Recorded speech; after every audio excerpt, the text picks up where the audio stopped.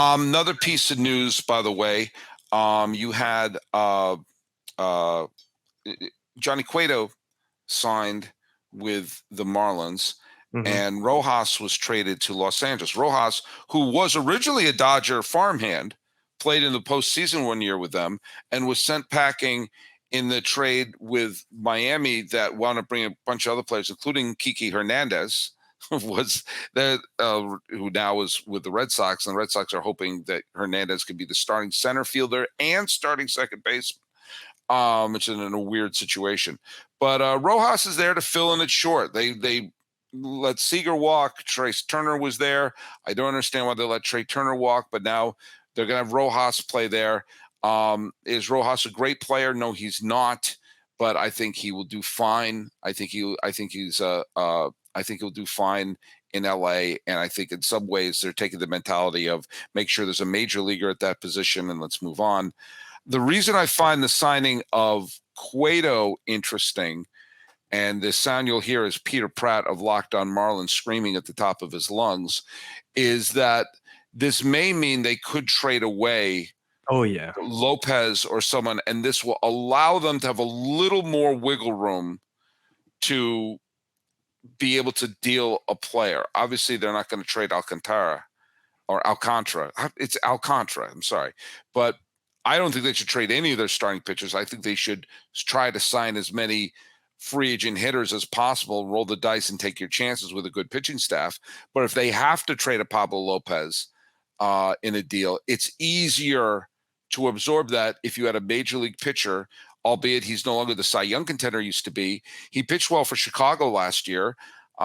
Maybe you get a good year out of Johnny Cueto, and it means your rotation still at least is a strength. And hopefully for them, they'll get a decent hitter in return. Yeah, I don't mind the Marlins wanting to unload some of their starting pitchers because they do have such a gluttony of like dudes under 26, 27. They're like 5 or 6 deep in that rotation. So I don't mind them wanting to unload a couple of those pitchers if they're getting back, let's say, an even deal. Like if they made a deal with the D-backs and they traded like a Pablo Lopez or Jesus Luzardo for Dalton Varsho, like I think that would have been a perfect win-win situation. So if the Marlins can go and attack deals like that, where you bring back a real major leaguer to help your offense and you're trading away a pitcher, or like what the D-backs did a couple years ago with the Marlins, when you traded Jazz Chisholm for Zach Gallen, like that's a perfect win-win scenario for both teams. So the Marlins need to find more deals like that because that lineup is disgustingly bad. And that rotation is legitimately maybe a top 5 rotation in all of baseball. And everyone in that rotation is under 27 years old. And they're willing. They're basically all the reports are saying I believe Jesus Luzardo, you could go get Pablo Lopez in that rotation, Edward Cabrera. Like they have like half their rotation is like available for sale. And they could go out there and trade them for position players. I wouldn't mind seeing that from the Miami Marlins because they do have this young rotation. It's a gluttony and they need more players in that lineup, Sully. I know, but at the same time, so many teams are building to have a rotation like theirs. And I think it's easier to sign bats than it is to develop pitchers. But what's their hesitancy to sign bats, though? It seems like they don't want to sign anyone out there. Cheap. Okay. They're cheap. They're cheap. They're baby chickens. They're cheap. I think they should just they should. Now, I understand if they think that maybe you want to maybe deal when their value is at its highest. Maybe. I just think that so many teams are out there trying to build a solid starting rotation. The Marlins have done that. It feels like they've done the hard part. And if they just look at, even at this point, not saying a star, okay? If you put a league average player, a zero WAR player, just someone who is a decent major leaguer at every position, even if on a short-term deal, and put that team on the field with this pitching staff, I think the team would, be an 82, 83 win team. Yeah.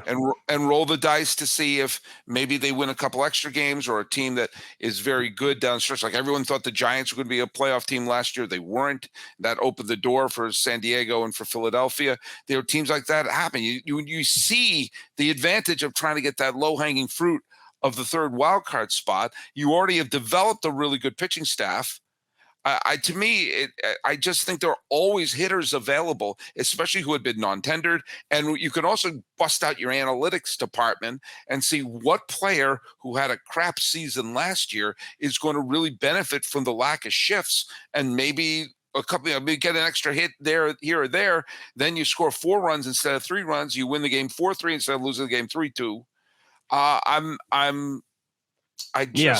When you've built a pitching staff, then put a team, at least have 1 year where you take a stab at it.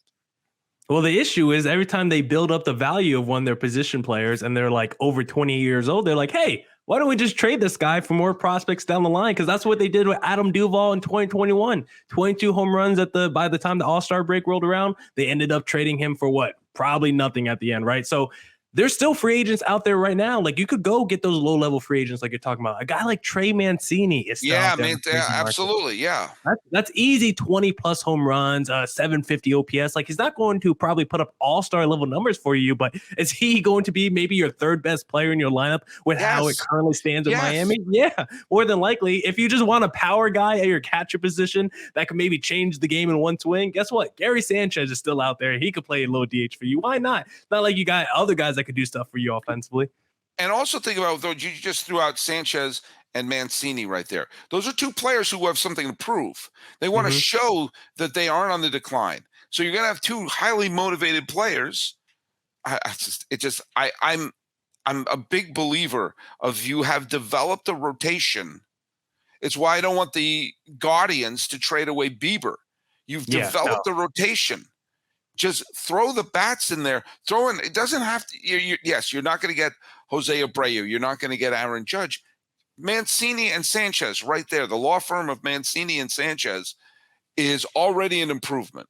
Yeah, like imagine if the Marlins signed like Cody Bellinger this offseason, like what the Cubs did. Like, that's a 1-year prove-it deal, like maybe 17 and a half. It's a little bit expensive, but it's only for 1 year. This is a guy with still a whole bunch of talent who we've seen hit the highest of highs in baseball. And the fact that like the rest of your players in your lineup outside of like Jazz Chisholm just don't really have a ceiling, like someone like that, like you're talking about, just go after the players with something to prove. You don't even have to sign them to multi-year deals, just 1 or 2 year deals, or 1 year with an option for your second year. Like, that's all you have to do. We're not asking these teams to break the bank, Sully. We're not saying every team has to spend like the New York Mets, but God damn it, just spend a little money in the offseason and improve your roster when you have such a young, ready rotation like the Marlins do. Because you just mentioned the Cleveland Guardians. Every decision they make should be through the prism of, how do we make our team better around Shane Bieber and Tristan McKenzie? Because those are 2 guys under the age of Class A too. Yeah, you're right. Those are 3 pitchers who are like Hall of Fame level, all-star level studs at those 3 positions. So every decision you make should be in the prism of those 3 guys. The same with the Marlins. Your rotation is stacked. You could trade 2-3 of these starters and still have one of the best rotations in baseball. Every decision you make should be, how do we improve that lineup so we can score enough runs where our rotation doesn't have to throw a shutout every game? Because basically how it stands, if every Marlins starter doesn't give up 1 earned run or less, they're probably going to lose a majority of ball games next season. Well, I'm not going to lose any of the podcasts that I bring Millard Thomas on. Hey, Millard, tell people where they can listen to your show. Hey, you can listen to me on all your podcasting platforms. You can follow me on YouTube at Locked On Diamondbacks on there. And then if you want to follow me on social media, at Creator Thomas24 for my personal account, or look up Locked On Diamondbacks on both Twitter, Instagram for the podcast handle. All right. And by the way, thanks so much for making Locked On MLB your first listen every day. Your second listen, that would better be Locked On Diamondbacks if you know what's good for you. But then check out Locked On MLB Prospects. Host Lindsey Crosby is a prospect encyclopedia. He's going deep on the MLB stars of tomorrow. It's free and available wherever you get your podcasts. You can follow us at Locked On MLB Pods on Twitter and on Instagram. Follow me at Twitter at Sully Baseball Podcast on Instagram. Subscribe to the YouTube channels. We're trying to get 12 billion subscribers. Whew. And if we're far short of that right now. But if we get to 12 billion, I'll put up a tip jar. And if all of you just drop $2 in the tip jar, and you know what, I'll split it with Millard. Oh, hey, wow, that's so generous to split 24 billion between the 2 of us. That's right. And for $24 billion, I too can put a down payment on a studio apartment in San Francisco. And I'm looking forward to that. But hey, showing that we can be objective, even if we're biased. That's Miller Thomas of Locked On Diamondbacks. I'm your pal Sully. I'm the host of Locked On MLB. We're a little bit late this week, but we did it anyway. Hey, let's do a fist bump and call it a week.